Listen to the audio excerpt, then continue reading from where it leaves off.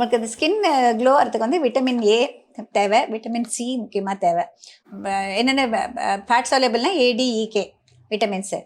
Vitamin B complex and vitamin C வந்து water soluble.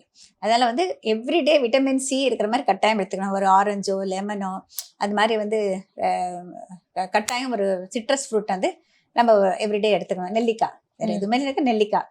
நான் வந்து வெந்தயம் நிறைய யூஸ் பண்ணுவேம்மா ஸ்கின்னுக்கு. அப்படின்னாக்கா உனக்கு ஒரு சின்ன டிப் சொல்கிறேன், ட்ரை பண்ணிப்பாரு. வெந்தயத்தை வந்து ஒரு டீஸ்பூன் அளவுக்கு ராத்திரியே தண்ணியில் ஊற வச்சிடணும். ஊற வச்சுட்டு காலையில் வந்து அதை வந்து கிரைண்ட் பண்ணுறப்போ அந்த தண்ணி நிறைய தண்ணி ஊற்றக்கூடாது. மிக்சியில் கொஞ்சம் தண்ணி ஊற்றிட்டு கிரைண்ட் பண்ணிக்கணும். மீதி இருக்கிற தண்ணி ஊற்றிட்டு கிட்டத்தட்ட 1 டம்ளர் தண்ணி ஊற்றி கிரைண்ட் பண்ணால் நல்லா எக்ஸ்பேண்ட் ஆகிடும். அதோட கொஞ்சமாக தயிர் லேசாக புளிச்ச தெரிந்து சேர்த்துட்டு அதை வந்து நம்ம பாடி வாஷ் இல்லைன்னா ஹேர் வாஷ் ரெண்டுத்துக்கும் யூஸ் பண்ணிக்கலாம். ஓகே. அப்படியே நல்லா நுரைச்சி வரும் ஷாம்பு மாதிரி.